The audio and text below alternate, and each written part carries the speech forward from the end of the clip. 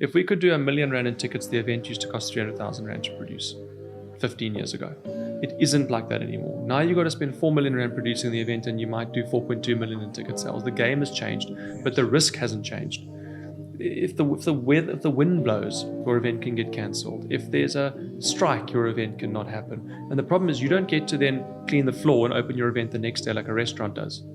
You've got to have a very high appetite for risk. You've got to have a serious do or die attitude that you want this. And if you want it that badly, I think then my advice is to really, I'm very in favor of building brands, because for me, I only want to be involved in events that happen every year.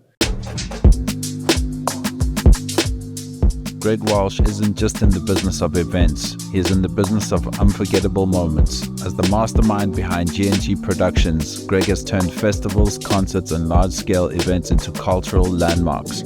From concept to execution, his productions don't just entertain, they leave a legacy.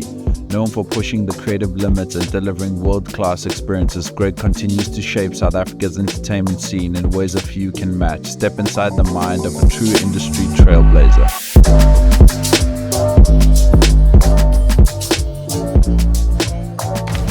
Heavy is the head to wear the crown. When I take the crown off, I put it on ice.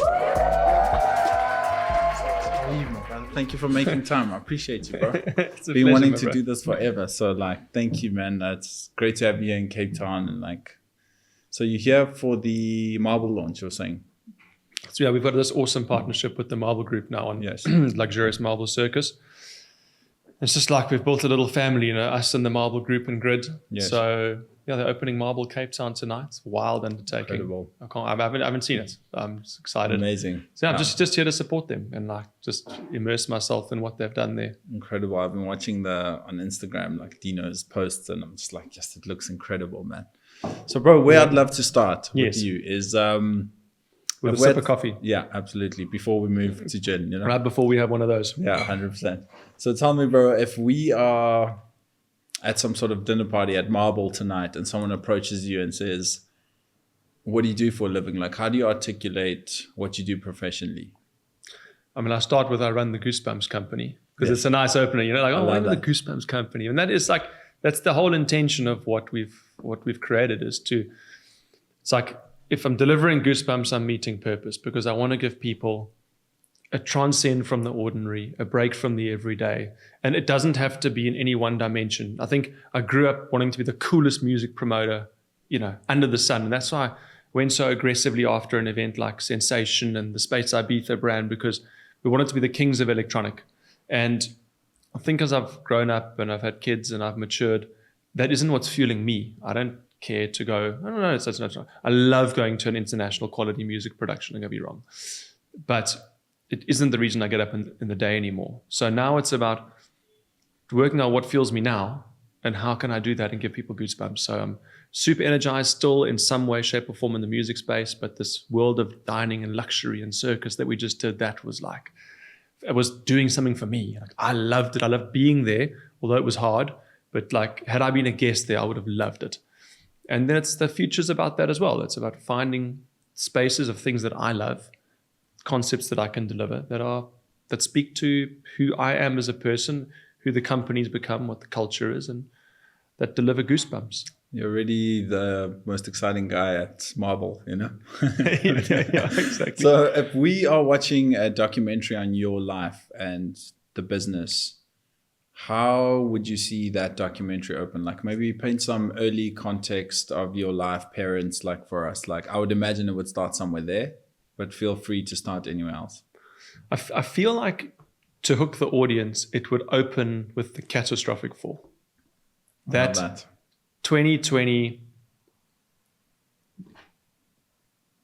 launching Rage, then the lockdown happens, then this middle pit of okay, we need to retrench some people, we've got to downscale, but is it for 3 weeks, is it for 5 weeks?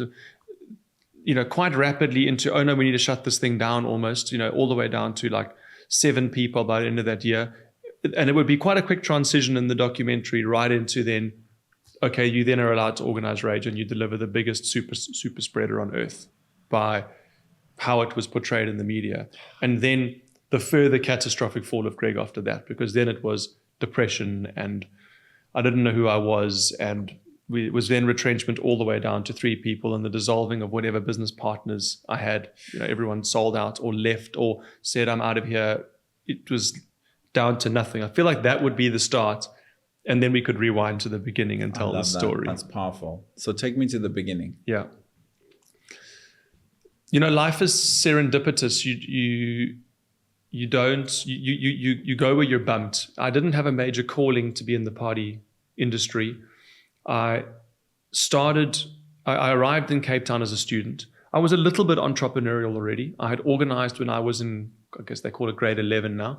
Used to call it Standard 9. Yeah. Organized the Standard 9 dance, which that year kind of was better than the matric dance. We had to fundraise for it. We did it ourselves. I was the house barber, so I used to cut everyone's hair at Hilton College. That I started doing when I was in grade 9, second year there, because the guy had been doing it was a matric the year I was a new boy. And I said, okay, teach me how to do it. He taught me, and then he left, and $20 a haircut I started. Mm-hmm. I then went to UCT, but I was still a fairly privileged kid. Like, my parents were paying for everything. I was in Marquardt Res, and 6 months in, my dad had basically a complete financial, downfall, and he wasn't in a position to keep paying for my varsity and my life and all that stuff. And that was a massive pivotal moment. I think sometimes in these moments, as youngsters, you get angry with your parents or whatever, but they're also beautiful life moments that I say, right, well, life's going to get a bit hard now. And around that time, I was now urgently looking for a need and a way to make money. There was a few things going on. I'd become friends through Gareth Cliff with Gareth DeVore. Yes. And he was doing the coolest parties I'd ever seen, from the Gareth Cliff Street party to, they just started Plet Rage, to matric dance after parties, those old under 18 parties at Dockside. Yes. Out by Ratanga Junction in Century City. So he was my mate, but we were just mates. And I'd help a little bit on weekends, selling some tickets or whatever for them. And then I saw this concept in Joburg called Quiz Night. So I asked the guys if I could do it in Cape Town. They said, no, we're coming to Cape Town. So I just I didn't drop. I added one extra Z. So mine was Quiz with 2 Zs. Nice. And I just copied it. And by the end of that year, we were doing 4 restaurants in Cape Town. My student mates were helping me out. And I mean, the one had 200 people every Monday night. River Pulse in Sea Point, Greenpoint. The Loxley Arms in Rondebosch. I can't remember the name of the pub out in Muizenberg, and then there was one other in Durbanville. With these 4 quizzes, and I was waitering. I was working at Bahia in the waterfront, carrying plates of prawns and selling bottles of wine. But again, it's all education. I learned to upsell. I learned to pitch. Like, you don't want that bottle of wine, you want this bottle of wine. Yes. And what then started happening, I think Gareth more than anybody saw this little bit of entrepreneurial flair. He used to come to my quizzes as a mate and spend more than anybody else there. And he started baiting me into the business. And it started with little bits and pieces, like they ran the fairs on Thursdays. So, I would help sell tickets. Sometimes I'd run the door. And then the real kind of integration into that business was in my second year at university. So that would have been 2004. It was the second year now that Rage had been done in Ballito and Mshlanga. I'd gone up to help Gareth the first year. And I got much more involved. I helped book artists. I helped book the clubs. I went up with Gareth to go and negotiate with clubs. I had a credit card. So, we each had a credit card. So I used my credit card to pay the one club's deposit. He used his to pay the other clubs. Renan and Gavin were our business partners at the time. I was not yet a shareholder, but they were running Plet, because Plet was more established, and waste of time up there. Yes. Ballito vibes. And that, at the end of that year, Gavin, Renan, and Gareth had a catastrophic fallout. And that's where the process of me becoming a shareholder kind of started, because Gareth left, Gavin left, Renan was on his own. But in isolation, organizing more than Plet Rage by himself was not really feasible. So the only person left was me, who knew something about what was going on up there. And we did a deal where I was a minority shareholder. A year later, I was a 50-50 shareholder with him. Unfortunately, René and I also then had a fallout at the end of 2007. But that was a real pivotal moment at the end of 2007. I'd finished university. I had done 1 year working in an investment bank. I worked for Barclays Capital in London. Yes. But René had convinced me to organize this stuff remotely, which I did. And then I used my leave to come back. And that December, I made more money on just New Year's Eve. Rage and New Year's Eve combined was plenty more, but just New Year's Eve made more money than my annual banking salary. Crazy, man. And that was the moment. Listen, it was a total disaster, the event. I mean, we were prepped for 4,400 people, like 9,000 people came. If you wanted to go from like 40 meters across to the bar, you were in for like a half an hour. Crazy, like pushing, like in today's world, you would get shut down. There is no question. But 100%. That was the moment that I then decided, okay, this can be a full-time career. I did another year in London, working remotely, and Rage. And by the way, René and I had split, I want to say somewhat amicably. He'd kept the Plet Cape Town stuff, I'd kept the KZN stuff. But it was the real glory days of Ballito and Umhlanga as holiday destinations. And that second year, Gareth's restraint of trade was coming to an end, and he was like, "Bro, I want to like get back involved." And eventually, I just booked him to DJ at Rage and at New Year. And that second year was again insane. It was massive. And the following year, we kind of dug out of the kind of suitcase the old G&G brand, which is what it used to be called, and we made a G&G Productions, and Gareth and I became partners. And yeah, that was the start of a 15-odd year incredible partnership. Man. So you basically used the money you were making to pay for the studies when your dad said, tapping out can't help you. Wow. So like this, like industry and your hustle pretty much put yourself through university. That's completely. From 6 months into first year, my mum graciously paid my, it's a long time ago, she paid my medical aid. I think she paid like something towards my phone. And she helped me when I needed help. Yes. Like if I was really in a pickle, she helped. But listen, to be honest, mostly the waitering paid for in the start. And then by about a year into the waitering, I could give that up because the quiz business was making more money than the waitering. And the waitering was very taxing because the quiz was like, I only actually did something one night a week and then made some questions up during the day. Yes. Other mates of mine ran the other quizzes with me, and they were then 50-50 with me on those quizzes. The waitering was like Tuesday night, Wednesday night, Thursday night, Friday night, Saturday double, Sunday double. So like I had no time. So then relate, my brother and I also started as waiters, man. So that we completely relate, man. But don't you find that waitering, I like all young, I always say there's two pieces of advice, actually three that I give young people. One, if you don't know what to study, start in a professional stream. Yeah. CA, lawyer, doctor, just start there. You can always tap out and something like the general streams they don't really take you anywhere. But listen, study something. It's great to study. Yes. Waiter. Because I find waitering teaches you huge interpersonal skills. Absolutely. And if you're in the right waitering environment, it teaches you sales. And you can never, sales is... No, it's so big. My brother and I talk about it till today, we had a really great leader, Mr. Lambert, and he taught us so many life skills in that process, and taught us so many things of how to interact with so many different people from so many different cultures. And, it's a skill we always keep close to our hearts because like that's where it really started, and now you can just speak to people. And, at the time, I mean, geez, he was such a legend. He would let me work there. I was far too young, because I was tall, he would like let me in. He's like, you look old enough, but if they come asking for ID, you need to get out of the door. So yeah, I 100% agree with you. You said there's three. You said waitering, and then what was the... Waitering was a studying thing, and then I completely forgot the third one. It's okay. It was brilliant in my mind when I was thinking of it. I'll come back to you. Yeah. That's incredible, bro. So then yourself and so G&G opens up, and was it just Rage you guys were focusing on in the beginning? And when you yourself and Gareth as well, eh? Yes. Yeah. When you guys got together, how big was Rage at that time? So that the first year when we started what was then G&G Productions, new brand, that was March 2008. In 2008, Rage was all in clubs and probably, and the Wave House, the old Wave House in Umhlanga. We used to do a couple of parties, but they were like club parties anyway. We just put a DJ booth in and maybe some screens. I think those years, it was a bit difficult because we had the public school week and then the private school week. Always there were 2 separate weeks, and we were probably doing 2,500 people per week. Yes. But we didn't sell a passport. Like we literally would print off here in Cape Town. The print shop's still there, just at the top of Loop Street. Yes, yes. We'd go in there, we'd print off these stacks and stacks and stacks of tickets, and we'd put some foil on that we hope would work to, discourage people from copying them. And then we'd get to Mshlanga and Ballito. We'd have this army of like 16 ticket sellers all staying in a house with us. We'd always try and get some attractive girls that were ticket sellers as well. And we would then take all those tickets and we'd put stamps and sign the back of each of them, more like 16,000 tickets for the week, or for the 2 weeks.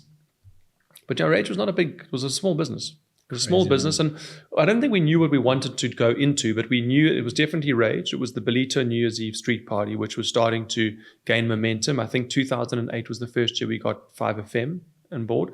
And, in those days, 5FM was massive. If you were doing a 5FM party, it was almost guaranteed 5,000 tickets. That's when I matriculated. I remember how big the excitement was. I never got to go. I had to work straight after school, but I remember just the excitement in school. And I remember there were kids in school selling tickets, and you guys had these like reps that you would have in different schools, and like such a great strategy. That actually came later. And all credit. No, you're 100% right. 2008 was the first year we made that passport book. You're 100% right. That came off the back of hard competition. So 2007, a guy that had literally stayed in our Rage house, sold tickets for us, been a champion of our team. Something went a bit wrong, and I don't remember the details, but him and his roommate, there was money that had gone missing, and 2/3 of the way through the event, we had to say, listen, guys, you got to go. We found like a whole lot of cash in their room, and we asked them to leave. And the next year they were back as Rage events. And it's probably the best thing that ever happened, although it was horrible at the time because we were nowhere. They hit the schools in January, like out of nowhere, printed booklets, full week pass. They'd already gone and done deals quietly with the clubs that we used to work with. They literally copied and hijacked our product, but they've been very clever to go and sell it as a week-long pass, I think at the time for 300 Rand at schools. And that switched us on into in our first formal year as running our business, it was straight into panic stations because it was like, people are actually literally stealing Rage from us. And we went, I mean, they did crazy things. They paid what's the hotel in Ballito? La Montagne. They paid them 400,000 Rand venue hire. We used to pay the hotel 10 grand a year to do parties there. They just paid them 400K venue hire to book out the Sub-Zero nightclub and all the stuff. The only ace we had up our cards is that we owned Crush nightclub in Ballito, which at the time was still called Boston Action Bar, and it was the institution. Yes. Sub-Zero was cool, but Boston's was where it was happening. So I remember I think within a week we had redesigned the brand. We'd printed off those beautiful Rage booklets, which we then called passports. We'd booked the venues. We'd booked artists all in January, and I went on a roadshow to schools, took my waitering, pitching skills, went on a roadshow to schools. And there were days where the school was like, well, these other guys want to pitch, so you guys pitch one after each other. That's all we're doing, 30 minutes each. So we would come in and pitch, and then 30 minutes after us, they would come in and pitch. Crazy. And that was war. And there was a war that we won. And speaking on war that you won, it felt like, I don't know if it was like 2 or 3 years later, it wasn't long after that. It's like Rage became, I mean, there was a time I think you guys had like the equivalent to what an ultra lineup is today. Yeah. You guys had like Steve Aoki, you guys had like a crazy lineup of like, was that like sort of at the birth of EDM, or how did that happen? Like when did the international artists sort of really pick up, or sponsorship, how did that whole transition happen? So again, a few bits of luck, got in front of what was called Mibly, remember the chat platform, did a very small deal in 2009 with them for 200,000 Rand. That was a big deal in those days for us. Yes.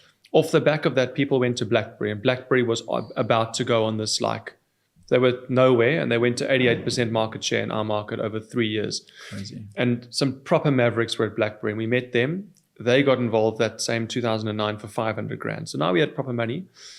And the next year, they took us to go and see Vodacom. Now, Vodacom, I went to go and pitch for, you're going to love the story. I went to go and pitch for 1.5 million. That was my big plan. Title sponsor. They had just introduced Vodacom Color. And this idea was this Vodacom Color Rage Festival. The pitch was a Word document. And I pitched at this layer of the business, then this layer. And eventually we got to this final layer. I hadn't even said the amount yet. No one had asked. And I mean, it was a big meeting. Romeo Kamalo, who was the director of the board, was in the meeting. Yes. And Romeo said, well, so how much do you want, Greg? And I don't ask me, 3.5 million came out of my mouth. I hadn't gone in there with that intention. There was no, it wasn't premeditated. I hadn't thought, no, these meetings have got more senior. He said, how much do you want? I don't know why I said it. I said, I want 3.5 million. And I got a call the next day from the contact that I've been working with to say, okay, we're in, but we can't do 3.5 million. We can do 3. And this was around the time that I was pushing ID&T in the Netherlands that I wanted to do sensation. And they were like, cute, pipsqueak. It's not going to happen. I'd been over once to see them. Now I had a 3 million rand sponsorships, and I was going over more often to the Netherlands. I went to Sensation in the Netherlands in 2010 and in 2011. It was exposing me to international artists. We'd formed a relationship with WME because we tried to book Deadmau5 in 2009, but we lost that pitch to the combined group of what was then the H2O camp and Sean Duvet. But again, it gave us a foot in the door with WME because now there were regular conversations happening about, well, why don't you try on another artist first? And I think that these are the little stepping stones that then led to 2012. I was in London meeting with WME, and they said, listen, we've got 2 artists for you. You've got to bring them. And it's Dimitri Vegas and Like Mike and Nervo. I was like, never heard of these people. We had names. We had come to the list. Like, these are the guys we want. They're like, no, bring these guys. Trust us. And that was the first. We'd had international artists play at Rage before. Aoki had played at Rage. Avicii had played at Rage. But that was because Sean and co were looking for a 3rd gig in Durban to make their tour work. So we'd say, well, we'll do a night with you as Rage. And those worked. Yes. But we booked Dimitri Vegas, Like Mike and Nervo. It was one of the funnest tours of my life. Having those, they were young, wild reprobates. There was a lot of dodgy stuff going on. But it was amazing. And the following year, I think it was 5 international artists. I can't remember the whole lineup, but Madion was my highlight for that year. And then 2013 we did Sensation. 2014 we were doing Armin van Buuren's Armin Only. And that 2014, 2015 was the real upscale of those international acts. It was like we would literally have, Alok, Wolfpack, Yves V, Nervo. Yes. You'd have this lineup of I'm trying to remember, Rehab, like 15 international artists. Insane. But there were 2 things going on. We were dealing with millions of rands in sponsorship, festivals that cost a lot less to produce than they do nowadays at that level, and artists who are much cheaper. Yes, absolutely. So you could do it. It was we probably spent less on the artist lineup with 15 internationals than we do now. And we have crazy. Maybe 2 international acts on it. That's crazy. Yeah. It just shows you. And all those names you've mentioned are like $1 million plus these days, that's crazy, man. Totally. And how did Sensation go? I remember that launch. Yeah. Was it sort of, did you do another one afterwards? No.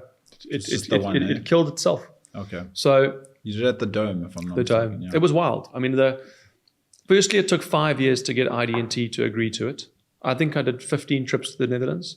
It took 5 years, and eventually the catalyst was they agreed to come out on a sponsor roadshow. Yes. A guy called Venerick came out, amazing Dutch guy, and we did a national roadshow pitching. But we'd already prepped quite a few of the brands. They'd seen videos, and our final pitch to Samsung was successful. As far as I'm aware, it was the biggest music sponsorship of a South African or international event ever at the time. It was $1 million Amazing. Sponsorship in 2013.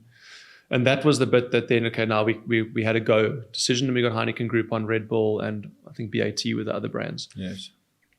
But it was massive, it was so complicated because the Dome was never built to take load in the roof. No. So it was built as a car showroom. So the way we had to put, I think it was 200 tons or some crazy number of load in the roof of the speaker hang chains, all those 196 balls, all those balls each had a motor from the Inner Space show.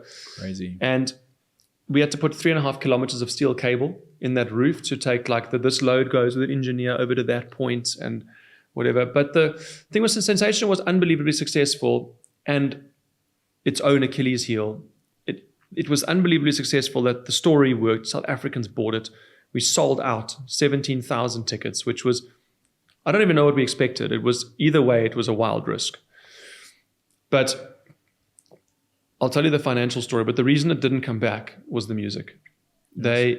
They programmed a lineup that at the time didn't make any sense. The Netherlands was pushing this like darker techno underground sound. It was 3 years ahead of its time.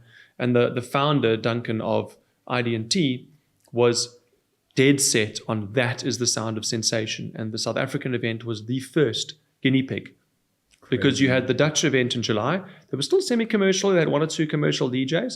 And they allowed us 1 commercial DJ, Thomas Gold, to close the set and we were September. So we were the first event after the Netherlands. And the music, I think in today's world, people would have got it. But the music was so boring for the time and so monotonous for the first 5 hours that we probably went from 17,000 to 10,000 by the time Thomas Gold played and took the roof off. And the show moments were incredible. Like the 17,000 people all dressed in white was insane. But the sponsors hated it, the music. Like people didn't enjoy the music, a lot of standing around. And the feedback from Samsung in the second year was like, we didn't really get it. So they didn't renew.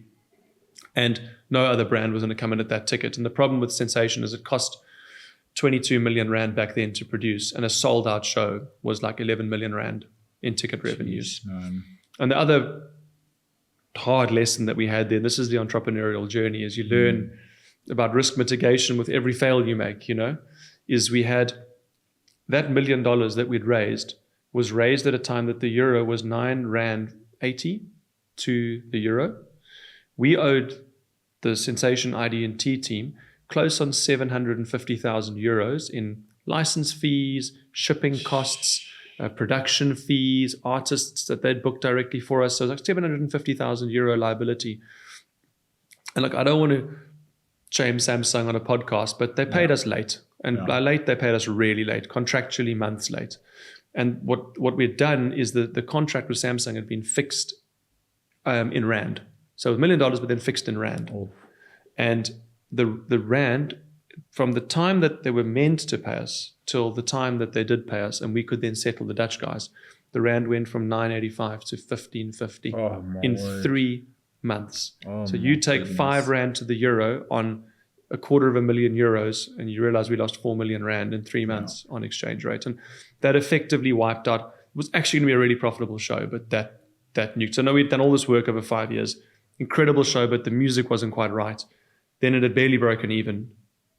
And it's like it couldn't continue. It wasn't feasible. And today you hedge, right? So you'll just hedge on the dollar on a certain rate. So you make sure whether it goes up or down, that's what you've budgeted in your budget. And if we were doing those types of shows, we haven't for a long time. Yeah. My current thing is I'm probably the one, I want to say, historical promoter in the scene who's importing almost nothing.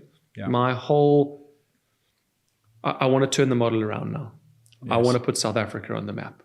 South Africans are so hungry for international stuff. They can't put their hand in their pocket for a local event with 9 musicians on the lineup, but they will trip over themselves to go and buy a Chris Brown ticket, and it pisses me off. Yeah.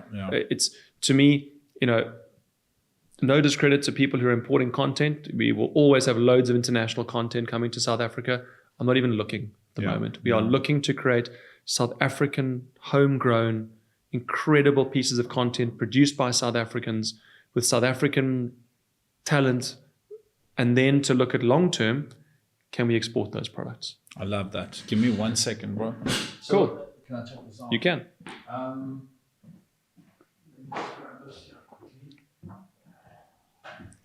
What are some of those local properties you have now? So you've got the one with Shimza, which I came to in Durban. Is that Shimza and Friends? Shimza and Friends. Yes. So we've got Shimza and Friends. That's still in its infancy. I think we're working out with Shimza. He's also got Kunye, and he's got a lot of partners in Kunye. And where does it fit alongside Kunye? So there's no intention right now to scale Shimza and Friends out of the country. Balcony Mix Africa, we've got with the Major League DJs duo. Again, they're already doing that by themselves overseas. That's off. Rage, there's a major disruption coming with Rage. I'll tell you about it. But Rage is also not an exportable property. Luxurious MArbel Circus is the first one. There we are looking already at the Middle Eastern market. And I think there's intention from the MArbel Group to potentially open something fixed there. And we had some serious heavyweights from Dubai Chamber of Commerce in South Africa at the festival looking at it. And they brought Emirates, they brought DP World with them, looking at it to go, do we partner locally as an option? But more interestingly, how do we take this as an experience to the Dubai market to stimulate economic growth in Dubai? And, again, Dubai wants the best of the best. It might be Dubai, it might be Abu Dhabi. So that's the first one. And then Umoya is a brand which we created, launched, and failed. And yes. I'm not going to let it fail. So the story of Umoya is that there is incredible exporting of South African music at the moment. It's spearheaded by many people, but I think exploded by Black Coffee. And the number of artists that have now broken the international scene, particularly, let's say, post-COVID. If you look at, Temba was doing it a bit pre-COVID, and other artists were known overseas. But post-COVID, you look at our top 20 South African, predominantly Afro musicians, whether they're playing Amapiano or Deep House or Afro House or Afrotech, the top 20 are playing more outside the country and earning more of their income outside the country than in the country. There's Absolutely. No question. Yeah. But no one's created a show. No one has delivered a sensation of the Afro scene, an ultra music festival of the Afro scene, an exportable, branded product that can passionately tell our South African story. And Umoya means spirit. It's the spirit of air. It's the spirit that would flow through music. It's the same word in 7 South African languages. And this whole idea with Umoya is to create this completely immersive, pre-produced show. So there's busking moments where our musicians are the heroes, but there's these 15-minute segments in between where it's completely story told. We write script, we pre-produce visuals, we pre-produce all the technology for the arena, we custom make incredible moving fabrics and so on that speaks our truly South African story. And the whole story of Umoya is a story about really a man and Ngobo, and it's about the music, and the music has been, because we're the cradle of humankind, the world feeds off us. If humanity started here, then music started here. And if music started here, if the music has lost its Umoya, then we're going to travel the world to find it. And there's this beautiful story that's been written by Clive Matibe, our creative director, that tells the story of this fictional person who ends up being an actor on stage and so on, that goes on this journey of discovery to the 4 African tribes.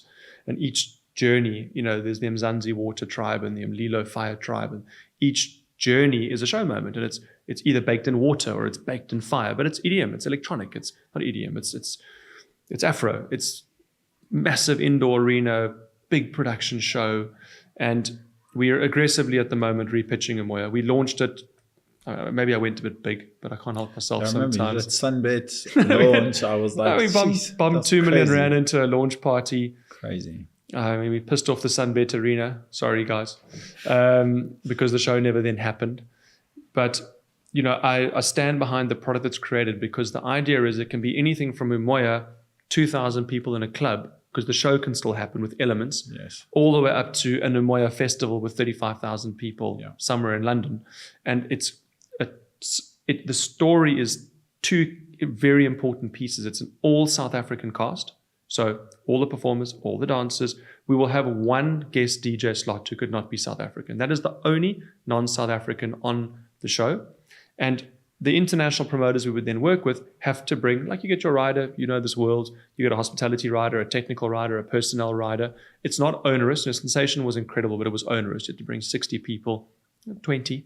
But you're going to have to bring the lighting techs, the AV guys, and all of our performers. We all help with you to curate the lineup. You might suggest that one international just to help you get over the line. But the long term is that actually all musicians would be South African as well. It's an all South African show. I love that. And there's a second layer, which is really about this idea of, being baked in purpose and leaving a legacy, is how do we with Umoya grow South African careers locally and internationally then as well. And the AE project is the Artisan Empowerment Project. And the idea is that every role has understudies. So lighting designer, understudy lighting designer. Very clever, yeah. Video tech, understudy video tech, because these are very well paid, highly creative careers, whether in SA or internationally.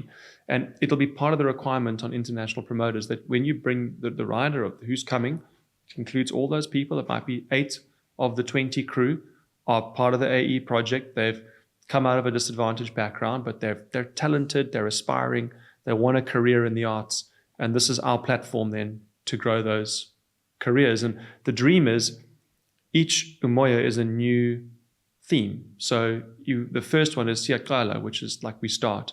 That's got a look. It's got stage pieces that get packed into containers and shipped. It's got its story, it's got its lighting plots, it's got its time code, and it's got its crew. So Siakala then, let's say, goes to Europe and does a season in Europe, and after Europe it goes to the States. Then you've got the Tree of Life, Umoya. And then that's got its set and its story. And so now you've got the crew it's being uplifted on the first thing that's got a touring schedule of 12 in Europe. Then you've got the Tree of Life, which is off to the States, and that's got 8 shows. And like our dream is that we could have 50, 60 people at any one time building a career off a platform that's local. And it's almost like the theater model, right? So you like got totally. touring parties in different places. I like it. Very smart, man. I feel like you should have launched it overseas to start, because I feel like it would have made I know. more This sense, has been, I think, and again, maybe it's fear. And this is, again, an entrepreneurial story. You always worry what you don't know. Yeah. I think that the dream to launch it in South Africa was because known suppliers, we use all local, we know the market, we can get sponsors locally, and we can produce all the content to sell it internationally. Now you've got those incredible after movies that like voiceover narrated storyline stuff. But unfortunately, listen, let's call a spade a spade. We put it on sale. We sold 19 tickets in the first month, and sponsors that were in didn't land. So, it's had a hard reset. We've changed the product slightly. I think the product maybe wasn't quite right for that moment in 2022. There is a market for a big Afro brand, and we're going to go after it again. Now we've got some very interesting talks with Department of Sports, Arts and Culture. Amazing. To look at them funding it. And then Brand SA and SA Tourism they were already in to fund the international side. They're keen for the international part. Amazing.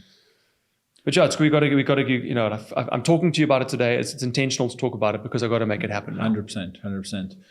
But take me to Luxurious MArbel Circus. How does that idea happen? What's the sort of first spark? How does this like all come together? And George, that's been when something in your career, in your life is just wow. Yeah. Looked so special, man. I broke my leg, otherwise I was flying up to come check it out. You said you were coming and you didn't come. Yeah, it's been a tricky time. But I think when I think of shows that have made the biggest impact in the last couple of years, new shows, like I don't think anything comes close to it, because you guys have almost picked out your own lane. It doesn't feel like you can compare it to anything. You can't. It doesn't feel like it's like anything else. It, in fact, doesn't feel like anything else in the world. No, to be honest with you, it's not even. There's no comparison to it. So, how does that happen? What's the first conversation? What's the first spark? Yeah. How does this idea come together? Dino, obviously, and Dino and I go way back from literally him selling tickets for us partnering on small parties in Joburg. He's walked an incredible 9-year journey of building this unbelievable theater of dining restaurant group. Dino phoned me late 2022. And the question was, like, how's it brew? Do you think we can do a festival as the MArbel Group? So I was like, I think... It's MArbel, it's Saint, what else have they got? Zoo and Pantry. But, my mind skipped instantly to Saint Thursdays, Saintly Sundays. Like, there's a cult following. Yeah. It's the cultural movement around those brands. I think I thought about it for about 2/3 of a second, and I was like, yes, and I'm in. Yes. So then we spoke a little bit, a couple of calls about what do we think, and the idea was taking MArbel into the field. So take the MArbel Group and deploy it as a festival. So brilliant. I went down a rabbit hole then. It was kind of left up to me and my team to then ideate what is this thing going to be. And I went down this rabbit hole of coming up with a one-word name. The name was going to be Boutique and Stage. And then you were going to have a MArbel Lounge, fine dining, a Saint Lounge, party, Saintly Sundays, and a kind of off-the-wall zoo cocktail lounge. And then pantry food stands, cocktail, chilled vibes. And I pitched this whole thing to them, 60-page presentation. Yeah, it's cool. But like something wasn't gelling. And they said, we want to bring Grid, their design agency and strategic design agency in. So I was like, listen, let's go. So we had some meetings with Grid. We brought them in as an equity partner. And Grid took what we'd thought about and what MArbel's intentions were, and they created the brand. So they came back and they pitched us this Wes Anderson inspired idea. Genius. That we don't come with a one-word name. We go super fantastical. We call it the Luxurious. They gave us, it was 2 names, either the Luxurious MArbel Circus or the Luxurious MArbel Bazaar. And the idea at the beginning was like, first year's Luxurious MArbel Circus, the second year's Luxurious MArbel Bazaar. You can have the Luxurious MArbel anything. But then we decided, listen, actually this Luxurious MArbel Circus that's the piece, So brilliant, that was, man. So what we then had was MArbel Group, G&G Productions production capability, Grid, strategic design, story, copywriting, brand. And the sum of those 3 was the most powerful thing I've ever been involved in, because MArbel credibility, huge following, significant trust from brands, a lot of clout, particularly with the liquor brands when we went to go meet with them to say, this is the concept, do you want to be involved? It was an instant yes. And I think a lot of that had to do with MArbel Group. Wow. And what we then had as G&G was this unbelievable palette. We had colors, we had tones, we had a manifesto, like a day in the field, an outdoor affair, a festival of flavor, a get-together of good taste. Like that whole manifesto gave me the tools to go, right, what is it that we're going to now design? We know like Wes Anderson, I haven't watched all his movies, but I love the Grand Budapest Hotel. Yeah, that brilliant. image of the hotel for me was the stage. Had to be that image. So we went from a horrible square box first design into an elaborate, that took 7 months. But like having that story and that palette to then build the event off. And then, like I said to the beginning, to create something for me. Like I built the Luxurious MArbel Circus for me. Yeah. I did all my dreams, everything I would ever want to go to, I made it there. And there's something special in that. And that's why I go, I'm not the king music promoter anymore, because I don't go to Ibiza every year for 2 weeks and to ADE every year and to IMC. And I'm not as fueled by that. I love it still, but I'm not fueled by it. Yes. What we did at MArbel Circus, there's so many elements there that fuel me, from our partnership with Mercedes-Benz and those AMG vehicles, to the fine dining and the luxurious settings, to design, to being able to do what I love from the electronic world, which is the show and storytelling on the stage, but in a different setting. It's so it was like being able to do the dream project, and I think that's what drove me to work so hard on it. And I mean, I owe my wife, like I have a debt there, because this year was not my greatest year. I'm a very committed dad. I'm home. I'm present. I try not be away more than 4 or 5 days a month. But I mean, mentally, I was consumed.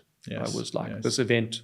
I didn't do a lot else this year. My team, all kudos to G&G as well, because G&G organized everything else this year. Wow, that's incredible. They came to me for strategic advice. I did Luxurious MArbel Circus. What's the size of the G&G team at the moment? We're 17 full-time. 17 full-time. Yeah. That's incredible, man. Actually, cool. Yeah, we just renovated our offices in Joburg. When you're there, you must come and see it. It's definitely.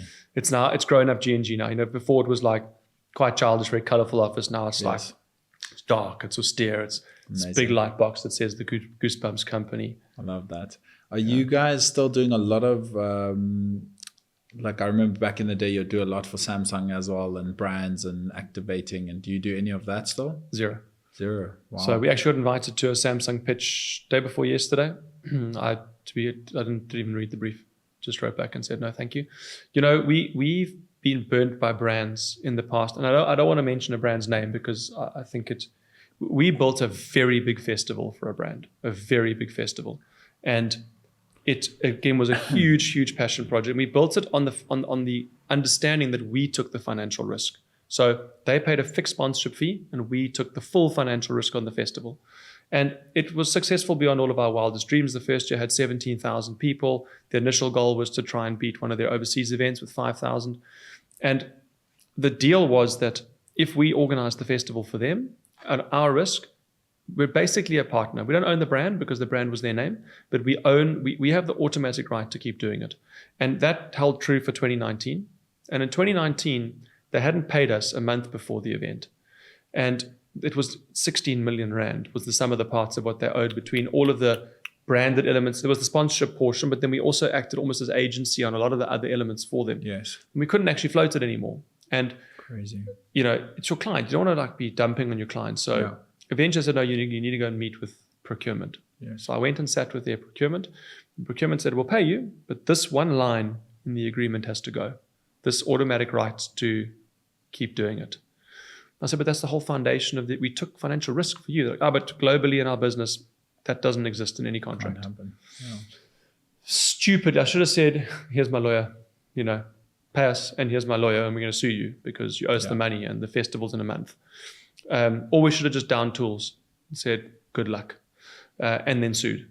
But I gave in because we were doing other events for them, and we no longer organized that event. It got handed over to somebody else because COVID happened. There was a new kid on the block, cool agency. I don't think the event is anything like what we used to do, but that's irrespective. But the bottom line is we were completely bamboozled and immorally shafted out of a good partnership. And that just put a bad taste in my mouth. Post-COVID, I have not gone to a brand to pitch for any work. It's not what we want to do. Our view is own the billboard rather than try and be selling other people's billboards. It's very clever. We are builders and proprietors of event experiences that we own, and we're going to build those brands long term. And brands who want to plan culture with us come and partner with our events. They can't buy our event from somebody else. It's our event. Yes, I love that. Yeah. And listen, it's probably the slower route to quick cash post-COVID. All I'd done was gone on a roadshow pitching to all the old clients we had for a year-end function and awards dinner. Yeah, no doubt we would have got some business, and it's nice fixed margin where what we do, yes, you hope on the day you make money. But I think the long-term thing is about building proudly South African started quality brands that I hope eventually brands won't be able to ignore. I love that. Tell me about, I want to take me back to the most difficult day in this business, or the most difficult time, which I would imagine was that rage. Yeah. So if I'm understanding correctly, it was a bunch of things, right, that happened one after the other. It was one, COVID's happening, and then there's restrictions. You've sold tickets already. Take me to that time, because I want you to really paint what it's like to be a promoter and to be in this industry. And even though it's your own IP and what you can really be faced with in this industry, and just maybe you can also shed some light on how you managed your stress in that moment and how you managed that whole time. I remember just like WhatsApping you. Everything I'd see, I'd be like, oh shit, let me just check in on you. Sorry, are you good? I think the problem was it was two heavy things at once that really, I want to say almost, not really very nearly broke me, but certainly broke me down. The first was having already gone through 9 months of uncertainty, because by March we'd already sold, and at the time we owned a 50% stake in Plet Rage as well. We'd sold 3,300 tickets to Plet Rage and 2,500 already to Ballito. So there was cash in the bank, there was a plan, but that cash is not our cash. That's a liability, that pocket of money. We didn't want to use it. So at the time, G&G had 24 full-time staff. Our Cape Town office with Renan had 11. Multi-million rand overheads a month. And everything else in our business was like instantly, we can't do it right now. There was and we were doing these corporate events with, brands. So that was gone. And that was funding a lot of our GP to carry the overheads. And then Rage, it was like this, we were basically only worrying about Rage. Can we do Rage? Can't we do Rage? And every month it was changing. By the time we thought we could do it, the restrictions had finally become, and I'm leaving out the daily crucifying phone calls between the partners of what do we think, and with 2 months to go, you're allowed to do 500 people at an event with social distancing, with this, with that, with masks. So we're like, well, we can't afford to give this money back. There's no ways. Our business is over. It's done. So 100%. Let's try and do a festival. And our other very big fear was if we don't, someone else will, because by that point, 6 months in, restaurants and bars had kind of been, left to self-manage. I mean, basically bars were operating as clubs already by that point, and they were being left fairly unchecked. So it meant that someone else could do something. So there was this big fear that if we don't, someone else does this year, and then next year we've lost our business. So we've made a plan, Kings Park Stadium, 4 separate event sites, each 300 meters from each other. We actually set them up on 4 separate fields. And Bedouin, stage, they were all the same, just different colors and different themes. 500, 500, 500, 500. We thought we've got 2,500 tickets. We sold no more tickets the whole year. We've got 2,500 tickets. If we can do 2,000 on any one night, we're good. The only year in Rage's history we didn't get a liquor license was that year. And it was because the municipality said we're too worried to give you a liquor license because people won't social distance if they drink. So we're like, but guys, they're going to drink at home and then they're going to come. If we don't sell booze, they're going to just drink at home and it's the same thing. No. I said, all you're doing is making our place unattractive. No, that's our decision. So we had no liquor license. So the Matrix came out, rode our buses down to our events on some of the nights, like when we had Black Coffee. Like the irony was he played at one of the 4. We then broadcast his set to the other 3. But I mean, in reality, I think only 600 people came. Every other night, I don't think we got over 100. So 2,500 ticket holders came down with their tickets, basically didn't use their tickets. Because they like the first night, quite a few came, they like walked in like a row of police officers, like 14 police officers in each site, managing social distancing, pens. We had pens. Oh, okay. Man. With like crates and whatever type furniture on the floor for 500 people, each social distanced. Came in, you wouldn't stay. Came in, saw this environment, went to the bar. Okay, I can have a non-alcoholic something or a Red Bull. Got in an Uber, Florida Road, down into the Mgani Road clubs. And I drove past some of the nights. They're falling out into the streets. It was so packed. And, we kind of got through this week. It was so difficult. Like every day was so stressful. We didn't know what the next day was going to bring at us. We were actually like so busy dodging the police because they were so busy watching us. And like, we didn't like are they going to see 2 people stand too close together and then they're going to like charge us criminally? Because this was like, you could be criminally charged for this stuff. We somehow got through it. And on the Saturday night, we were having a staff party after Rage. Like we'd done it. Somehow we'd survived this catastrophic mess and we thought we'd got away with it. And I remember getting a phone call at 10 p.m. that night from Ryan Noach, who was the CEO of Discovery Health. And his words were, he said, "Is this Greg?" I said, "Yes." He said, "Are you in Rage?" I said, "Yes." He said, "But you've got a big fucking problem." So I was like, "Oh, Ryan, hold on, well, what is this?" We had 40 Discovery members test positive during the course of today, all who said they went to Rage. I guarantee you it's 200 tomorrow, it's 500 by Monday, and they've spread this thing. It's too late, it's gone. We went then through a 10-day process. We instantly became the biggest news item. So never mind, you've just come off the most stressful 9 months of your life, the most stressful week of your life. And now, that Monday morning, the news breaks across the country, Rage Festival super spreader. My phone permanently rings. It doesn't for 1 second ever not ring, with different media houses, from the BBC in London to all of the South African media, wanting to get a statement, wanting to have a conversation. At the same time, the spread of COVID is unraveling. There's lawyers on TV giving comment and opinion about how, listen, you could attach culpable homicide to the organizers. You could talk about manslaughter charges. I'm watching this. And I went into the most terrified, depressed hole, but while trying to then still pull the lever arms to deal with it.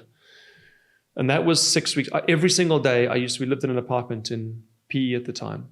Sold the house in Joburg, sold the rental properties, cashed out the investments just to survive that year in our little flat. And I used to look out the window every day waiting for the police car to arrive and crazy, man, and come and pick me up. Like I really thought with what I listened to, I must have received 2,000 messages over that period on the different social. I had to eventually shut my social media. Emma Sadler's a good mate of mine, the social media. She said, turn it all off, close it. Good. Get rid of it. Because it was, I hope your children fucking die. I hope your wife gets raped. Goodness. You scum of the earth. Like death threats.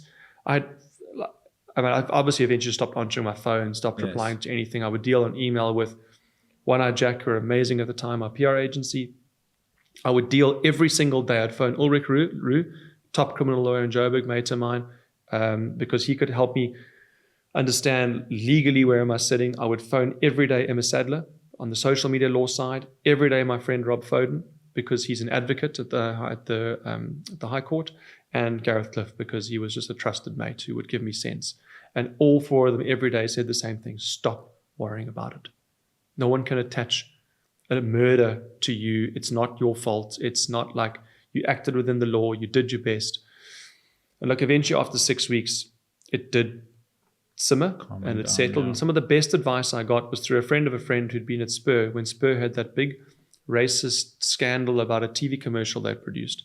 And the biggest mistake they ever made was to apologize or reply. They should have put out one statement in the beginning that says, we're deeply regretful, we're removing the advert. It wasn't intended. And he said it would have taken a week or two and gone away, but they kept explaining. And then the next wave would hit them on one word that was twistable. And then so it would go on. So we had one statement, shared only that. After 6 weeks, it died down. But then, 2021 was hell. Because again, we had no idea, can you do a festival or not? We ran a COVID testing business eventually to make money called Nurse to You, sending nurses around people's homes. We had nurses on ships out of Durban Harbour because the ships weren't allowed to birth. And just as that started making money, like literally in 1 month, it actually turned 600,000 Rand. It was just going, the margins were high. Like you made like 300 Rand margin. We were now down to 2 staff. It's like, okay, we're covering our costs. As that got going, then they started taking restrictions away again. And you didn't need all these COVID tests. And then Rage 2021, we only sold 1,000 tickets. But now I just said, we are in control of all information. It's the only way I'm doing it. We're going to give these 1,000 people the best time they've ever had. But everyone comes with a PCR test, not older than 48 hours. Everyone has to get vaccinated before, which I hate that we had to do, but we had to do it. We built an on-site hospital with our Nurse to You thing with 10 nurses, a big marquee, waiting pens, like isolation zones, so that every person every day could get tested. And the irony is 2 days before the festival, the total national positive COVID cases was 16. I'll never forget it. And then the day before it was 14. And we were like, this is good. We're clear, there's no COVID around. And the morning of Rage 2021 was the day the UK broke the story on the Omicron variant. Yeah. The day Rage started. And that was the day we tested all the staff. And of whatever it was, about 250 staff, I remember we tested 39 positive. And then the kids came through this. We isolated all of them and we got ready to open. The Department of Health was there. We were like actually a test case now for Department of Health. Every morning, 8 a.m., we were on the KZN Department of Health call. World Health Organization members were on there because they were aware of Rage, listening. And we'd present the plan and they were all on board for the plan. They were actually loving the plan. I remember some other promoters phoning me like, bro, you can't do this. You're going to ruin the industry. No one can do a testing station and this, and it's not feasible. But at the time, it was what we did. And then that night, I think just under 1,000 matrics and students came through. And I think we tested also about 45 positive. But I guess the difference was I was in control of the information. It was our information. Yeah. We weren't getting phoned by the media. So then we went out the next morning, 8 a.m., 45 people, Department of Health call. They'd been there the night before helping us. Their advice was shut it down. I said, look, you understand if we shut it down, I'm pushing the spread button. You do know that. Because if I shut down, it all carries on in your town.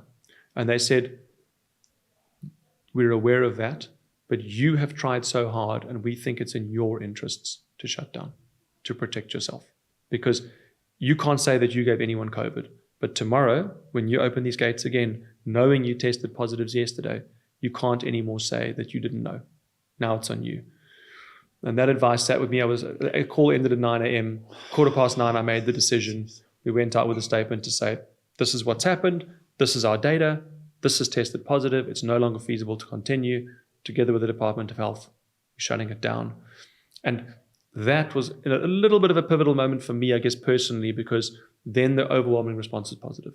Yes. Suddenly, social media was like, good decision. It was a bad decision. Yeah. It was the worst decision. Terrible. We spread COVID through KZN North Coast by making that decision. Those kids partied up a storm. They all went home with COVID. They all gave it to their families. That December was a total fuck up.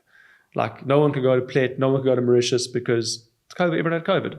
But it was perceived that we had done the right thing. It was the only decision. We didn't have a choice. And the social media response was positive. Apart from the few naysayers, like, why did you do it at all? If you take them out, that 3-4%, the rest was positive. And I don't know if you remember, that was that December that I came out with that video that got 500,000 views in 3 days, where I kind of hit back at everything that we had been through, the industry had been Yes. through, to say like, we can't keep lying down, Yeah. even if we go to this level, it's not working, and this, like, it can't keep going like this. Yes. So yeah, but that was the Crazy, man. That was the low moment. I mean, after that Rage 2021, there was no business. In January 2022, call a spade, there was nothing.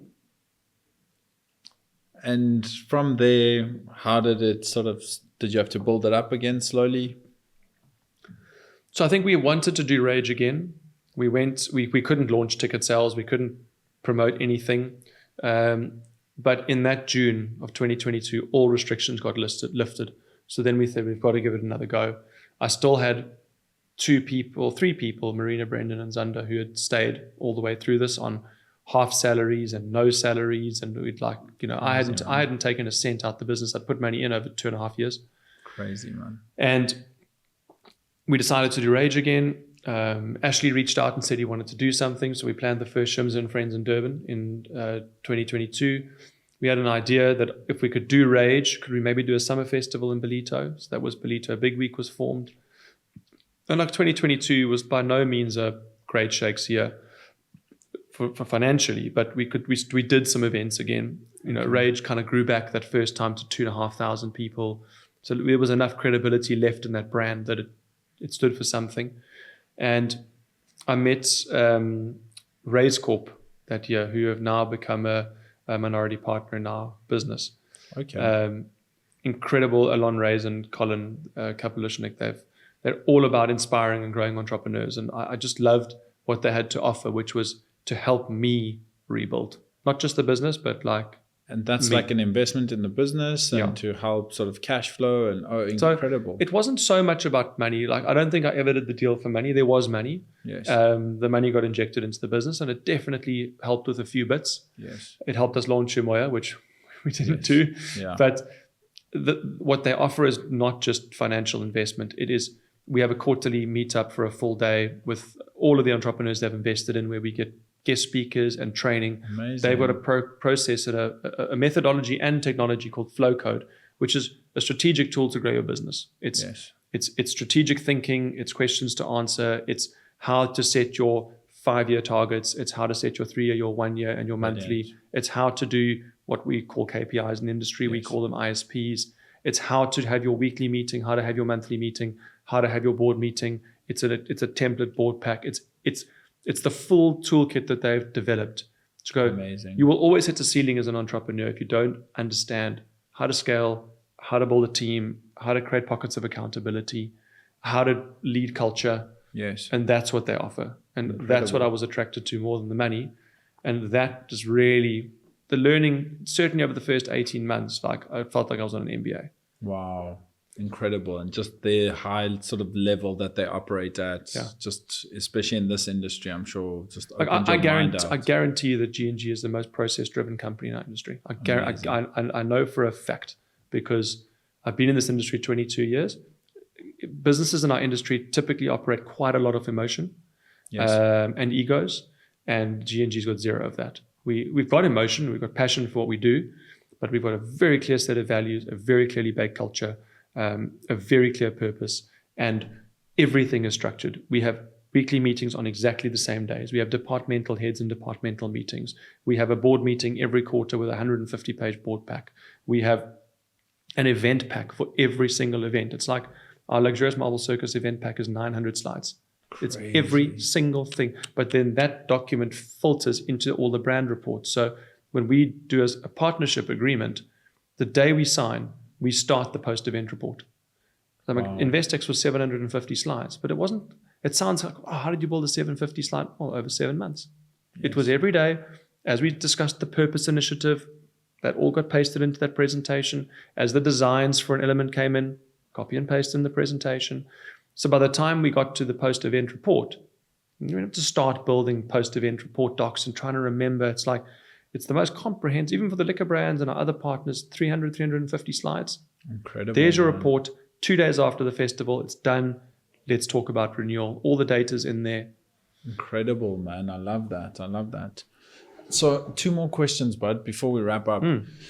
If I am a young promoter who's listening to this podcast now, And I'm gonna give the same advice that Ricardo gave. I'd love to hear ask the question. Yeah, 100%. So if someone is stepping into this world now, whether they have a Friday night event or they are servicing brands, and they want to build their own IP, I think this is where you're very strong. And then I'd also love to get into sponsorship with you in a second. But what is some advice you would give someone stepping into this realm right now?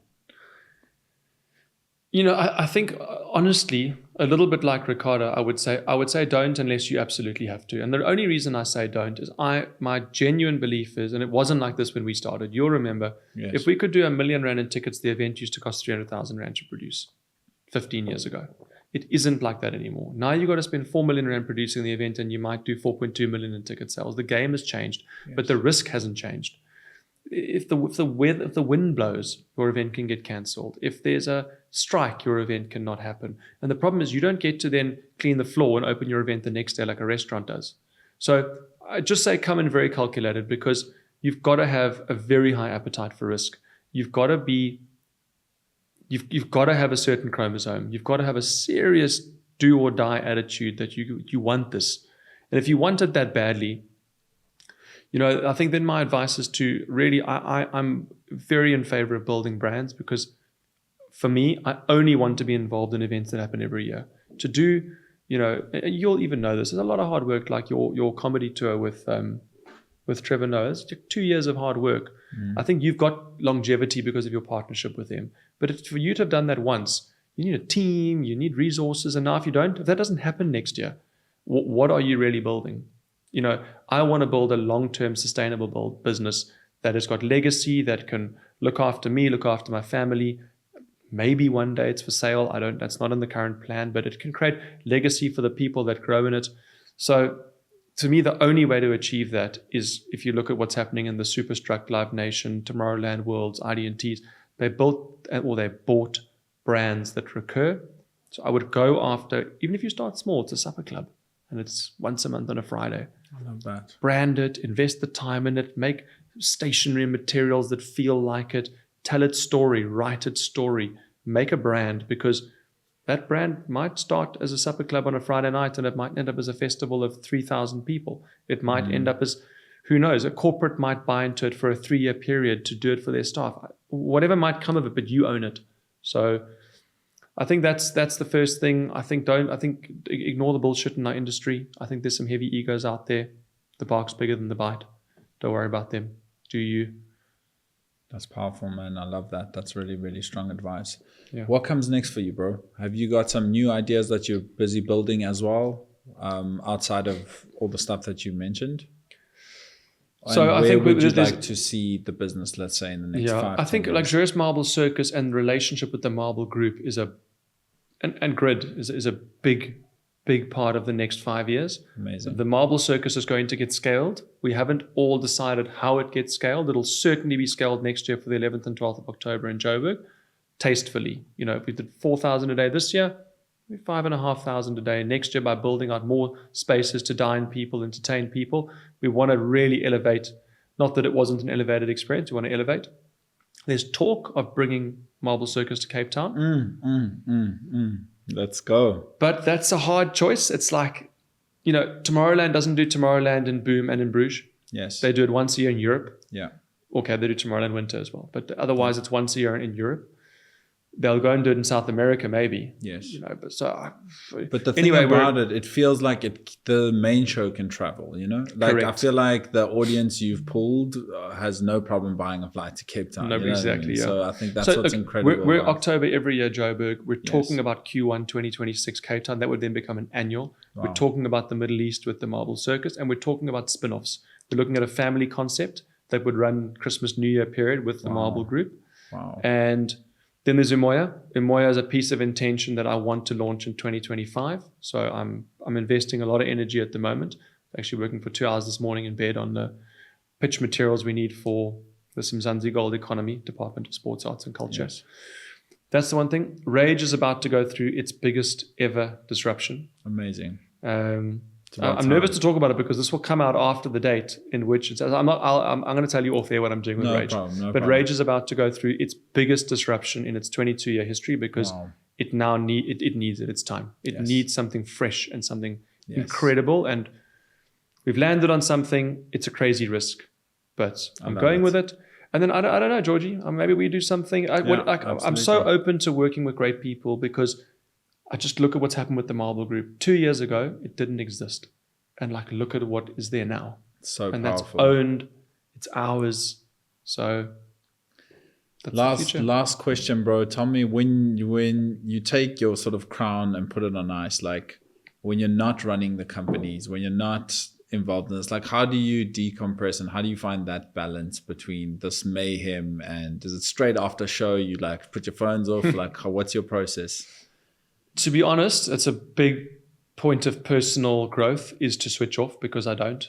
I've really, this MArbel Circus took it out of me and I'm only now, a month later, I'm actually starting to decompress from it. But for me, every moment spent with my kids and my wife is beautiful. It's just, Jesus, the joy. I can't explain to you the joy that I get. It supersedes anything that business will ever give me by a factor of 50. I'm getting to know my little 10-month-old daughter, that she's in that phase of where she's starting to react. But if I tell you the story of my 3.5-year-old and how she lay on my chest every night when I was on shit street with this COVID, she was there being born when this COVID disaster was happening. I slept with her on my chest every night for 3 hours before I would eventually go and put her in her bed because I know it's not a good idea to sleep with your kid on your chest for them forever. Yeah. And that relationship that we have now, this whole weekend I spent 4 hours a day in the pool with her. We were swimming underwater. She's 3, from the one side underwater, then turning around back to the other side together. Very cool. That for me, travel is something that got taken from us, and travel's a big piece of. I didn't have the money to travel either for 2 years. Got our first ski holiday. I didn't miss a ski trip in 16 years. We got our first family ski holiday now in Jan. Amazing. So, it's for me my space here is my family, and that's amazing. That's everything. That's beautiful. Anything else from your side, my bro?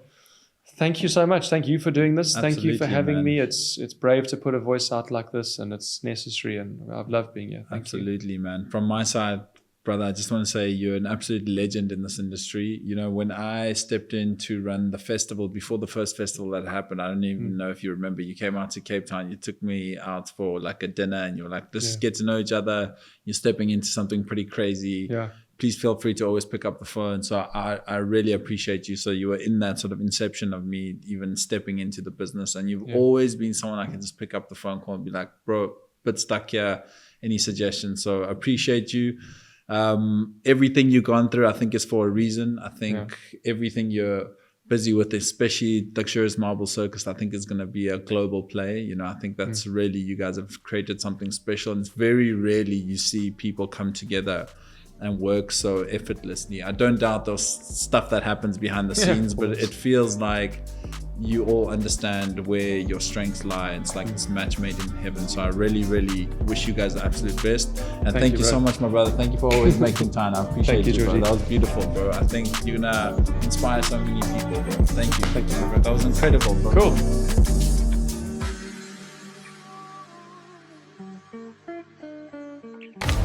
Heavy is the head that wear the crown. When I take the crown off, I put it on ice.